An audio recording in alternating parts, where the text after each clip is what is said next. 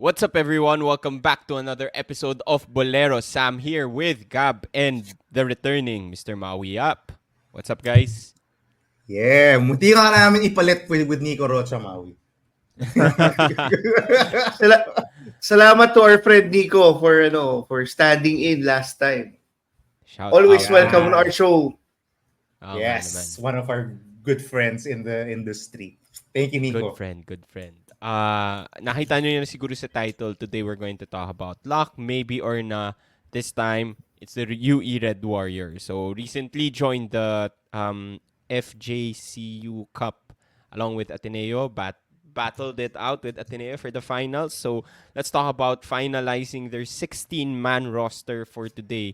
3 weeks, roughly 2 to 3 weeks to go before the UAAP season 87. So, probably sooner or later, malalaman na din natin yung mga final rosters ng teams. No? But before we get started, let's hear from our sponsors, Gab.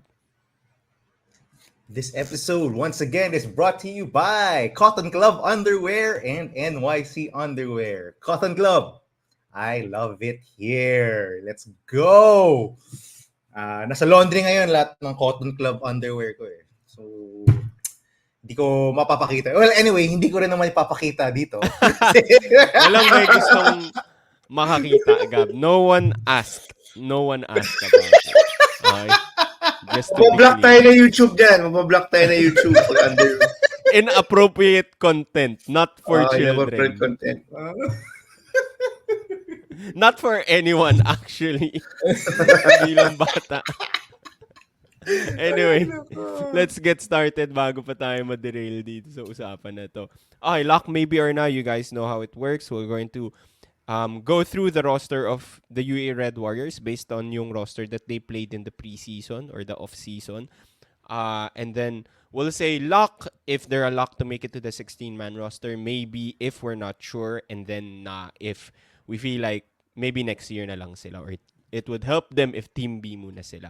So let's get started with the stars of this team. I just want to start. Siguro in previous episodes, we don't always start with the FSAs. But I think with this one, we have to start with Mr. Precious Momoe. The guy that is returning to the UE Red Warriors as their star. Obviously, Ray Romogat left and went to UP. So this is Precious Momoe's team. Obviously, a lock. Were you surprised? Ano masasabi nyo kay Precious and were you surprised that Precious stayed in UE? Maui, ikaw muna. Yeah. Actually, big surprise, di ba? Kasi the whole of, even late last season, marami ng rumors that he's going somewhere. There's even somebody who said, I remember somebody who mentioned to me na naka-condo na raw sa TAF. Di ba? So, Wow! it's a bit surprising, di ba, that he's still here, but it looks like he's going to stay na for good sa UE. I think he likes that he is the cornerstone. He's sad that Remogat decided to transfer to UP. Actually, when Remogat transferred to UP, speculation din yan if he's going to transfer to UP, especially since their FSA wasn't that high profile this off-season, unlike si Malik Diouf from previous seasons. But I'm happy, di ba? Kasi if Precious Momoe decided to leave UE, then we could be looking at another UE season where they probably win 1 or 2 games max, or even lose all of their games, in my opinion. But yeah, they could be the wild card for this coming season because of Momoe. He has an argument as probably the best FSA for next season. I hope he works on his free throws. I think yun yung one of the things that we've been mentioning the whole off season, di ba? He's gonna get probably 10 free throws a game, di ba? He has to make, if he can make 6 to 7, then that could be more freebies for UE. I think yung mobility niya and motor niya are still 2 of his strengths as an FSA. That's why he gets a lot of rebounds. That's why he gets a lot of fouls, draws a lot of fouls, gets to the free throw line. And if he has games where he shoots 2 for 12, then that's gonna spell trouble for UE, despite probably shooting a ton of threes. But But yeah, I'm excited. Hopefully si Mamaway stays a few more years sa UE. You can see the development. He looks more relaxed this off-season. He doesn't rush his shots that much. You don't see a lot of 4 for 14 field goal games, diba, this off-season. A lot more better yung shot selection niya and a lot more relaxed. Considering he lost si Remogat, diba? But yeah, I'm excited to see how he does. He's probably one of the front runners for MVP this season. Yeah. Actually nga, when season 86 ended, we were all speculating na si Momoway yung biggest flight risk sa UE. It wasn't really Remogat, diba? We weren't thinking about Remogat because Remogat actually said that he was gonna stay. Oo. Diba? Totoo yun. Diba? Totoo yun. We were all saying na baka si Momoway ang kunin ng UP because UP was losing Malik Diouf. So they didn't have they had Udodo who was said to replace Malik Diouf, but you know UP, they're always looking for the next guy to probably replace a hole, a ready-made star. And si Momoway was, according to rumors, si Momoway ang tinatarget ng UP back then during the end of season 86. Pero ginulat tayo eh. Si Remogat pala yung aalis. Si Remogat pala yung aalis sa UE. And right now, it's Precious Momoway's team, sabi nga ni Maui. And actually, I've been pretty impressed with Precious, especially nung Phil Oil. No? He's taken more of his shots at the rim. Diba? Last season, diba, very frustrating manood kay Precious kasi may times talaga na feel niya KD siya eh. KD? He attacks. Diba? He attacks from the perimeter. Na-try pa niya kung anong crossover, ends up being a turnover. And, you know, when I watch a lot of UE games, obviously, I'm a fan of how Coach Jack plays. That very fast style, a lot of three-point shooting, and very frustrating si Precious talaga eh. Kasi at times, siya yung nagdadala ng momentum, pero at times, siya rin yung tumitigil ng momentum ng UE eh. For lahat ng plays where he just tries to do it all himself. And ako just leave it to Noy Remogat to make plays for you, man. Just stop it with the KD stuff. Actually, it's kind of funny that Maui said na he's probably the best FSA, and I guess si Henry yung main competition niya from LaSalle. And they both have a tendency to do that, to do some KD shit, to just attack from the perimeter, try to do it all by themselves. Pero I as I said, I like na he's cut down on that. He's doing a lot more post-ups, doing a lot more stuff at the rim. I think you can see from his field goal numbers in Phil Oil, pretty high. So he's taken, and very polished na yung game niya. That's also what I want to point out. Na I think he's gonna dominate offensively this season. Just because he's such a good finisher at the rim. And ang dami na rin yung mga galaw, the up and unders, the spin moves, the dream shakes. Lahat yung nilalabas na niya in terms of the offensive skill set. So, for me, he's probably the second favorite for for MVP next to KQ, because just simply because the offense just runs through him in UE, and he's gonna pack a ton of numbers. So, no-brainer. He's definitely a lock for UE. I think he's the best FSA. I don't think Henry has the same offensive polish as Precious. Maybe we can have that discussion. Si Maui, I think, is still on the Henry Agonane train. But ako, si Precious talaga eh. Offensively, malayo. And he's not a slouch on defense as well, si Precious. He can protect the rim around. As you said, Maui, grabe yung motor niya to defend and to get those rebounds. So I think he's a pretty solid number one FSA for this upcoming season. As you said, Maui, yung only chink talaga sa armor niya yung free throws eh. Kasi, grabe. I think silang dalawa ni Henry both have problems from the free throw line. Sam, you're making that face. If you watch Henry Agonane, hindi ko nga maalala eh. Si Henry. He struggles from the free throw line a lot. So, same sila ni Precious. The chink in their armor is definitely the free throw shooting. It has to improve. Sabi nga ni Maui, if he goes 2 for 12, that could spell the difference between a win or a loss for UE. Yeah, we've seen that happen sa Phil Oil where they lose a close game and he shoots poorly from the free throw line. Pero may games na no? Parang dalawa lang miss niya or something. So, hindi mo maintindihan sometimes. Hindi mo maintindihan. But yeah, definitely luck yan si Precious Momoway. And we've said it before, this guy, yung motor na yon will be tested. Kasi this guy might not sit down for the entire UAAP season 87. He's gonna play a lot. Moving on. Yung pa isang point, good point na. Sam, he's probably gonna play 40 minutes a game. Why the first time in UAAP history somebody's gonna play 40 minutes a game? I won't be shocked. 39.5 minutes a game or something like that. Sige, moving on. Let's talk about the returning vets of this team, guys that contributed last year. Specifically the three, si Welo Lingo-Lingo, Ethan Galang, Jack Cruz Dumont. Those guys are definitely locks. I know, Gab, you love Welo Lingo-Lingo. Anything you expect from these guys as part of the core group of UE this coming season? Well, si Nico loves Welo Lingo-Lingo as well. Diba sabi nga niya. Watch that episode. Ballers of the off-season, si Welo Lingo-Lingo. Obviously, he's a lock. I think he's right now probably the best shooter in the UAAP. Just watch him shoot. I mean, beautiful. Pero ang sabi nga ni Nico about Welo, he really needs to step up his playmaking and his offensive creation.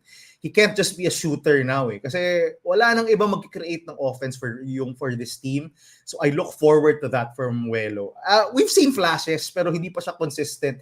He's still mostly a catch and shoot guy, and because that's his strength, that's how Coach Jack loves to play him. So I expect he will have instances na he'll go 5 for 9 from 3 and just wow us with his shooting. But yeah, he needs to step up his playmaking.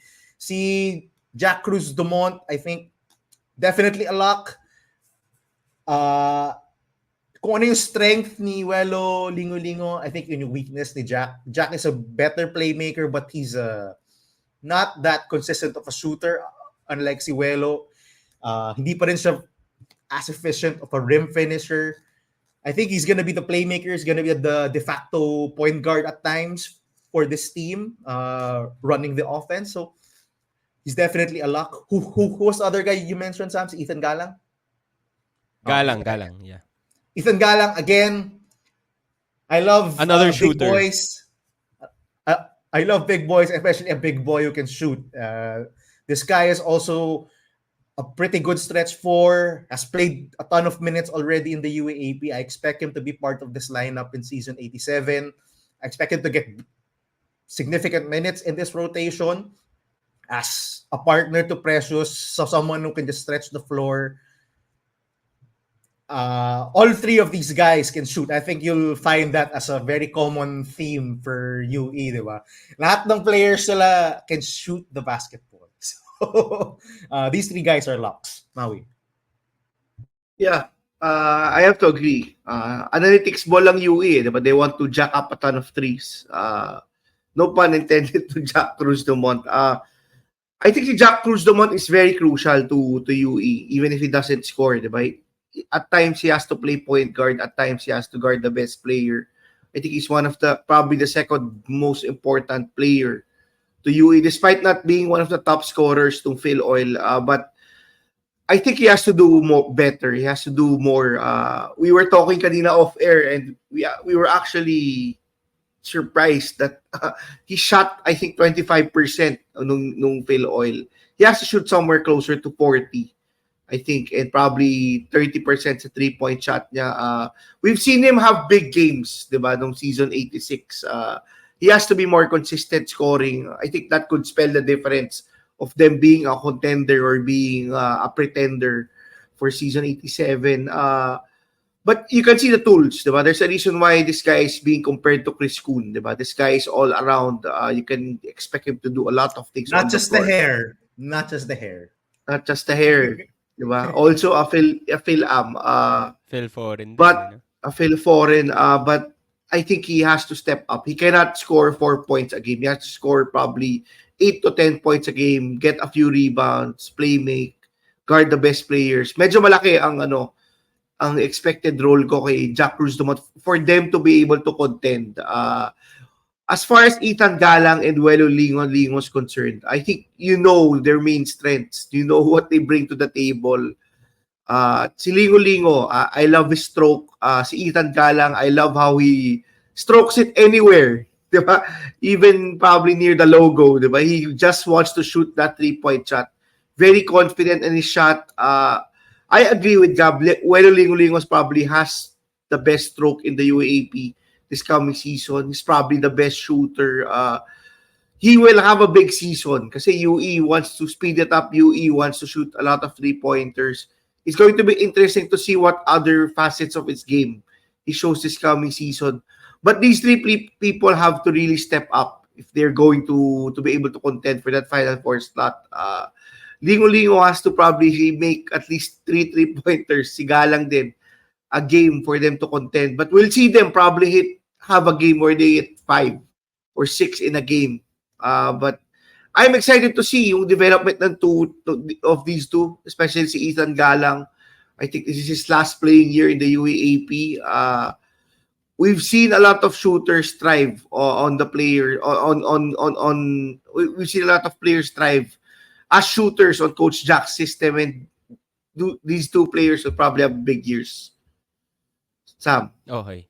Yeah, so these three guys are a lock. Welo Lingo, another thing I love about him now is the hair. Dati short hair siya, ngayon long hair. Concerned lang ako, I know tinatali niya yung buhok niya, pero baka mamaya ma-affect yung shooting niya dahil na yung vision niya dun sa buhok. Jack Cruz Dumont, you guys mentioned it, yung consistency lang on shooting 25% sa Phil Oil.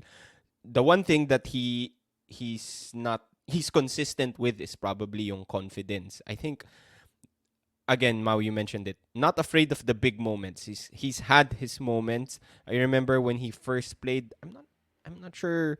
UP ata ang una nilang kalaban before, but he plays fearlessly, I would say. Not afraid of the moment. So that's what I expect from a Jack Cruz Dumont. Ethan Galang, stretch big. He's a chunky boy, so I think that would fit well then with si Precious Momoe. Moving on, I want to talk about two guys that were part of the team, pero cut short yung nila, yung playing time nila last year due to injury. That's Gerard Wilson and Devin Fikes. Are these guys locks to you? Obviously, Gerard Wilson mas lock because he was actually contributing to UE before he got injured. What do you have to say, Gab? Oh, definitely locks for me, the two of them. They were playing big minutes already last season before they went down with injury. So I do expect that they'll play big rotation minutes for them. In the Taiwan tournament, Gerald Wilson was their de facto number one option. So I do expect that they will have the same role. Si Devin Fikes, another guy, much like Ethan Galang, can stretch the floor, can also bang in the paint. So definitely locks for these two. I do hope that they get to play a full season. I'm high on Gerald Wilson. We saw him have big games. Actually, before he got injured, he had a big game. Yeah. You really liked him nun diba? Oh, because he can play make right beside Ray Remoga. I thought, may isa pang partner si Ray Remoga to play make alongside him. He doesn't have to do everything. But when he went down, parang lahat ng offense just went to Reyne. So, I do hope si Wilson will have a good season. He's another guy, along with Jack Cruz Dumont, who's shown that he can play make, he can create offense for himself and for others in the UAAP. Maui. Yeah. I think very important rin ang role ni Gerard Wilson. Probably as important as the three we just mentioned. Gab was very high on this guy, di ba, before he went down. There's a reason why he was starting to play better nung second round last season. Unfortunately, when he started to play better, that's when he got injured also. You saw if you watch yung games na in Taiwan, he was de facto only creator with Momoe and Jack Cruz Dumont not being able to join the team, diba? I think yung importance niya on both ends of the floor is really shown this off season and late last season. He was their stopper during season 86, and now he will be tasked to play make also. With the departure of Rimogat kasi they now have a problem when it comes to playmaking, diba? Both Cruz Dumont and Gerard Wilson, who were not primary ball handlers, will be tasked to be primary ball handlers. And if si Gerard Wilson continues to play hard, I'm expecting him to have a good season. Si Devin Fikes naman, I think he's listed at 6'5". He was also getting playing time last season. His natural position is, I think, small forward, but they also play him as a big. He will definitely make the lineup because they don't have a ton of players who are tall, diba? Once you take out Momoe out of the equation, they have a shortage of big man, diba? But as we mentioned, Momoe will probably play 35 to 40 minutes next season. So this guy could probably get yung wing minutes niya, more of his natural position. UE loves to play small. They love to play four out, one in. So yeah, these two guys are probably locks for next season. Sam. Yep. Sure locks tong dalawang to. I think maybe we would have seen UE compete for that Final Four slot last season kasi they were this close eh. And they lost two rotation guys, si Gerard Wilson and Devin Fike. So it would have been even more interesting if healthy sila last season. And happy to hear that these guys are back, seeing them in the Taiwan tournament. Kasi we also weren't sure, diba? I think both of them didn't play in Phil Oil. Correct me if I'm wrong. No, they didn't play. So we weren't sure if they were coming back this season. So it's good to see them play dun sa Taiwan tournament. Sa totoo lang, nalimutan ko na silang dalawa. Naalala ko na lang nung napanood ko sa Taiwan. Moving on. Siguro, the guy that, new guy that we've seen a lot and they're trying to get going in a lot of these games, especially in Phil Oil. I think he's one of the top 3 scorers for the team. John Abate, another guy that came from UST, I think, diba? John Abate and the other guy, Rainier Maga. 2 guys that were scoring a lot in the preseason or the off-season. These guys are locks to you. Anong expectation nyo sa kanila this coming season? Anong role nung dalawang to? Let's start with you, Maui. So, si Abate tsaka si Maga. Yeah, I think these two have maximizing opportunity nila, diba? This off-season with their depleted lineup, especially si Abate. I really love how this guy played. And it shows the numbers, diba? He was the second leading scorer to Precious Momoe during the whole Phil Oil. Despite not starting all the games, I think he showed a ton nung preseason. He could be that surprise of UE for this coming season. Him and another name we'll mention later could be that type of player that surprises us. Kasi that's something that's common. Every year we see a ton of players from UE surprise us out of nowhere, diba?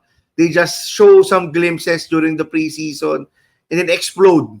Or in the case of like Remogat, he has 2 big games to end the season and becomes a superstar the season after.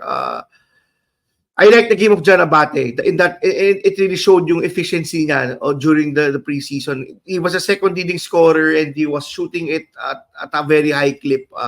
As a 40% three-point shooter during Phil Oil, he's probably gonna get a ton of minutes if he continues to shoot this way. But they will, as we mentioned, they will launch a ton of three-pointers, and these two guys, if they continue to be hot and if they continue to be aggressive, getting to the basket, and picking the right spots and shots, then they will get minutes.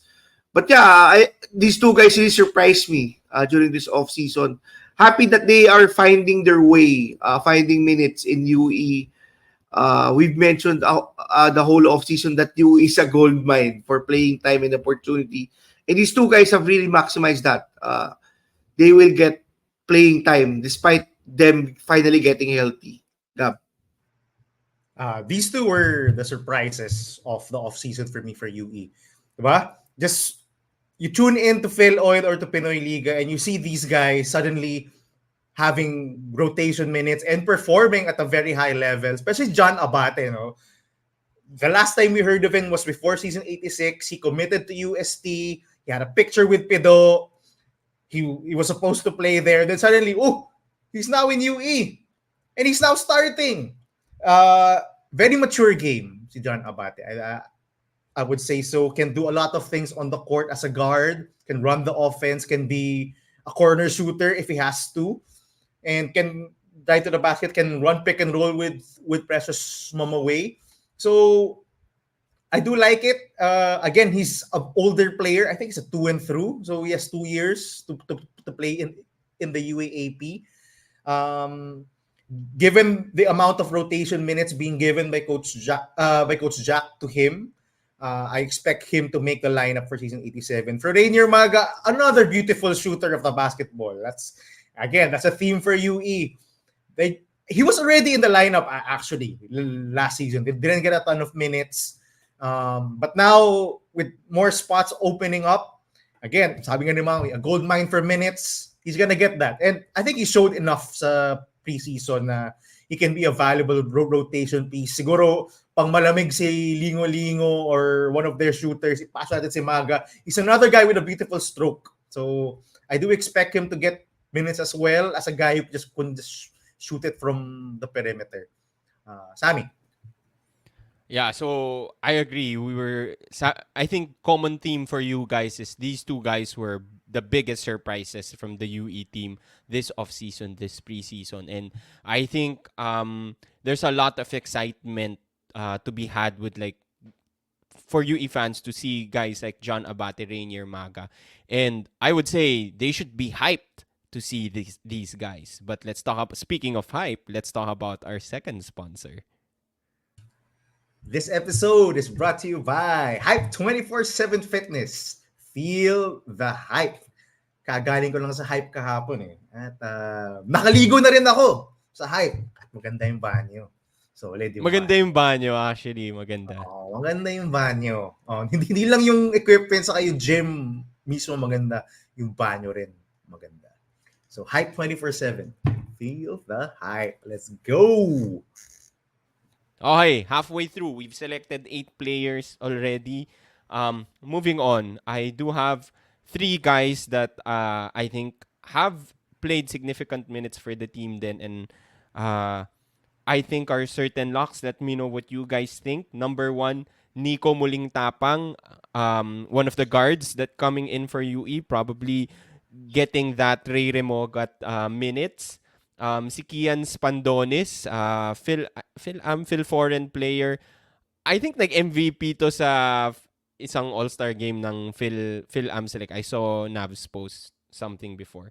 And then the brother of Jack Cruz Dumont, Hunter Cruz Dumont, finally got to see him sa Taiwan tournament. Are these guys locks for you? And anong nakita nyo sa tatlong to? Let's start with Maui. Yeah. I think si Muling Tapang is definitely a lock, diba? With all of these things that we've seen this off-season. I'm hyped to see how he performs kasi they always have that electric guard, diba? That can really turn it up. And it looks like si Muling Tapang could be that person. I was surprised to see who's this guy nung start ng Phil Oil, to be honest. I think that's a common theme with UE the past few seasons, diba?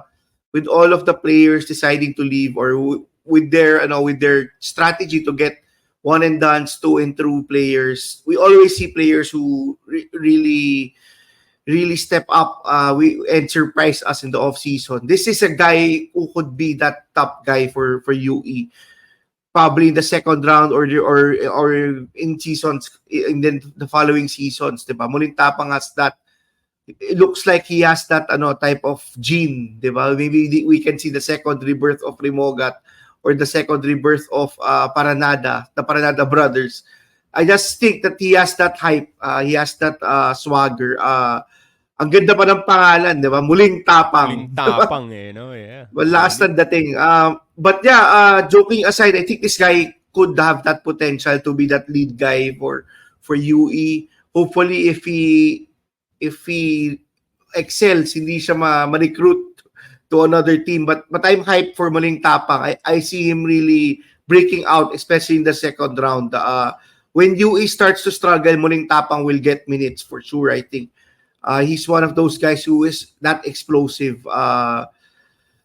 As far as the other guys, sila Spandonis, I think that everyone, as you mentioned, di ba, equal opportunity ang UE. So, we'll see other people get a ton of minutes, a ton of opportunity, the land of opportunity, UE.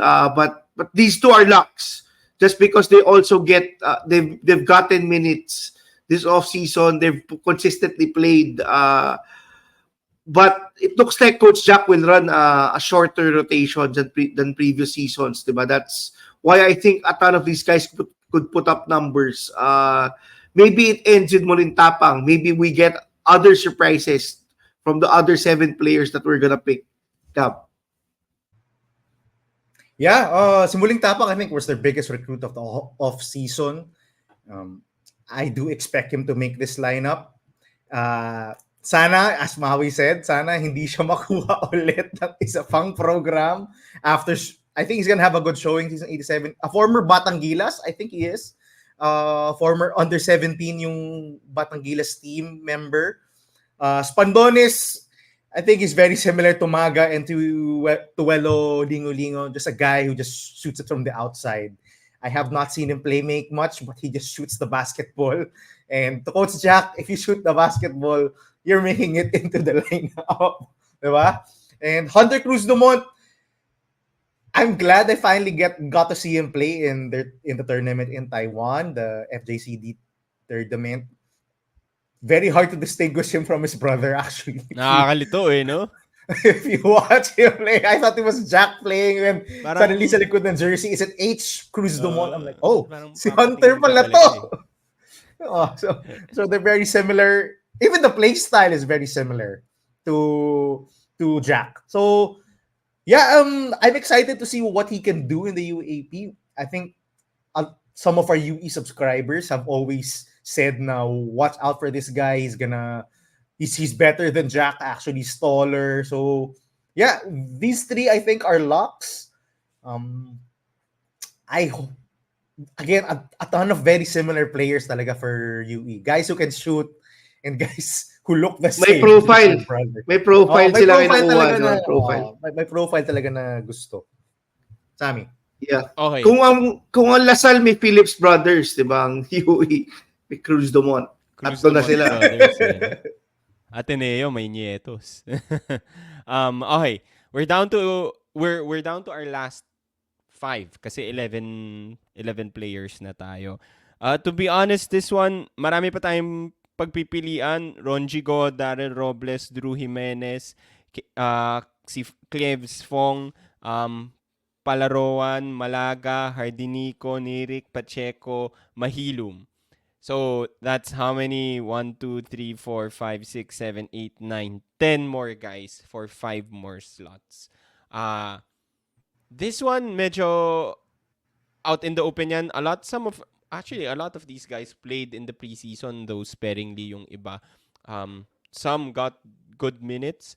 Gab, my question is, you got to watch the Taiwan games, right? Yung UE.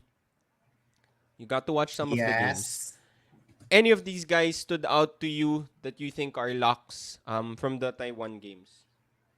Well, I have 3, not just from Taiwan, but also from Phil Oil. Sorry, also from Phil Oil. Go ahead. One is Ron Gigo. I think he played a lot as the backup center to Precious Momoway. And if you look at the locks that we have now, there are barely any bigs in UE. And just by the fact that Rodrigo is 6'6" and is he's not the most polished or not the most excellent big out there, but he's 6'6". He can shoot, not as well as his other teammates, but he can. So I expect him to make the lineup just because they need a backup center to Precious. If ever Precious will sub out in any game. Parang si Kenji Dorendes, 'di ba? Pang 5 fouls. baka nga. Pero yeah, if Precious gets into foul trouble or needs to get 1 to 2 minutes on the bench, I think si Ronjigo will be the immediate replacement.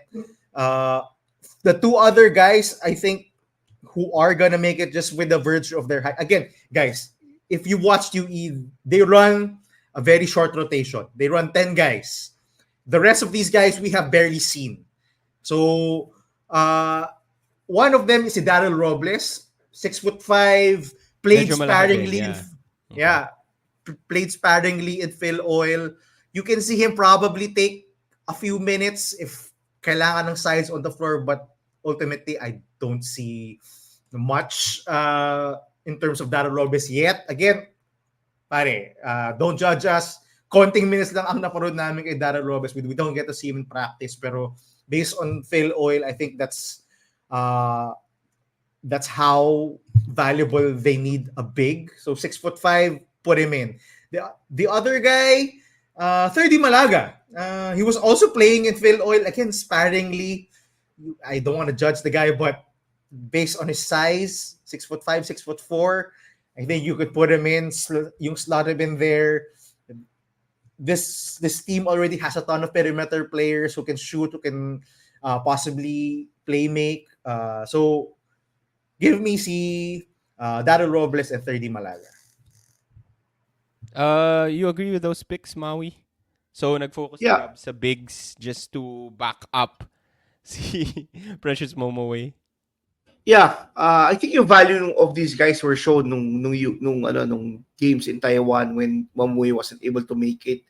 They were able also to get you minutes and showcase Good who will point. get that Good backup point. minutes. They need these guys, di ba? As I mentioned, parang UST, they don't have a ton of bigs. They will get in just because they're tall also. You have to have that luxury. Imagine going up against LaSalle, going up against UP, who have a ton of big men who will dominate you and who will take advantage if Precious Momoway gets into foul trouble. They will need these guys. They will need people who can take fouls. Diba? So definitely these two are locks. It's getting harder for that last few slots for UE. It's mainly because Coach Jack decided to really focus on his core guys also this offseason. Just those players who have that profile who really fit yung system niya. Diba? Which is why we think that any of these probably 9 or 10 guys could have surprise seasons similar to how players surprised in the past. Sam? Yeah, Ronjigo, I did get to see Ronjigo. So I think he is a lock, lalo na sa Phil Oil, he played a lot. Actually, I'm surprised si Daryl Robles played a lot of minutes din pala sa Phil Oil. Because I parang mas naalala ko din si Ronjigo. But it says here, he played 8 games. Played 15 minutes. He did. in those games. Yeah. Yeah, So, he was playing a lot of big men. He was playing next to Ronjigo, he was playing next to Precious as well. He was backing up Precious at times. So, yeah, you could see na may konting tiwala rin naman si Coach Jack dito kay Daryl Robles. Robles. So, I do expect him to make the lineup for season 87. Again, konti lang ang bigs meron ng very similar to Ateneo and Adamson, no? You're big. Okay, you get in there. You're in the lineup. you're in the lineup. You're a lock. You're a lock. Para si Mario Barasi lang yan ng Adamson eh. Okay, malaki ka. Kahit na hindi ka excellent big man, malaki ka. You're in there. One thing to note is these guys have hindi naman sila shooter pero they've taken 3-point shots and that's why probably Coach Jack loves to put them in, no? So we're down to our last two. Honestly, dito sa last two, it could be anyone. Any of you guys have locks here or wala na?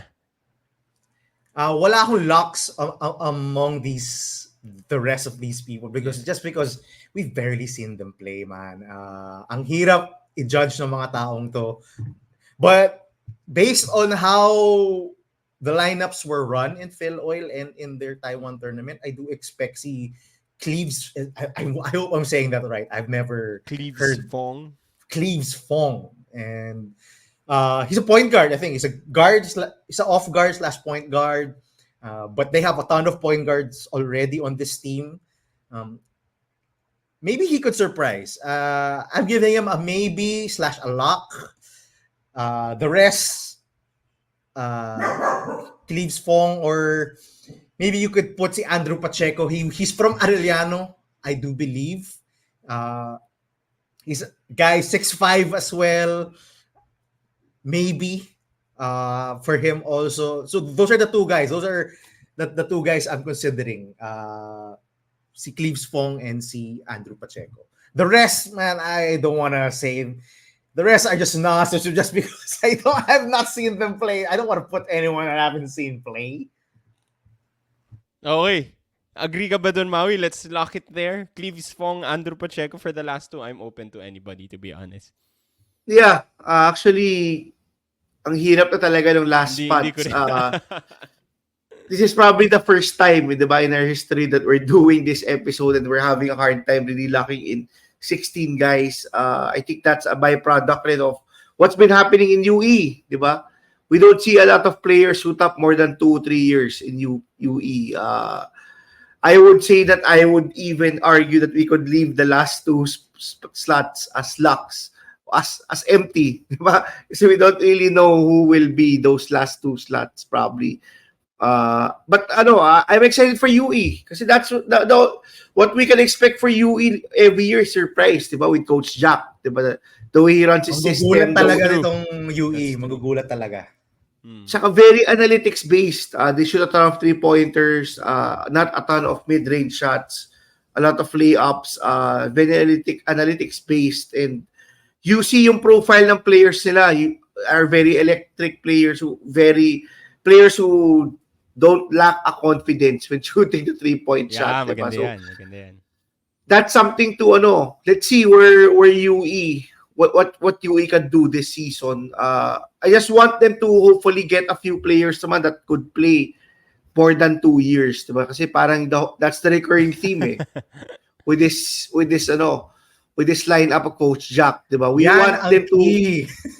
Yan ang diba? key para sa They don't get continuity, they don't get longevity. I think si Momo Way could be that start if he could probably play a few seasons and maybe we see players committing also to them. That's the thing that hinders them from making the Final Four, in my opinion. Sam? Yeah, that's a good point. So, to our listeners, what are your thoughts on this lineup? And if meron kayong picks or surprise picks, especially for that last two slots that you think we should include, let us know down below. One final note on, just a note on this UE roster. We talked about guys that transferred from USD, no? Si Gerard Wilson, si John Abate. You can also talk about si pangalan ng big man sa UP, si I'm forgetting his name. Galing UE, big man. Nasa Gani Stevens.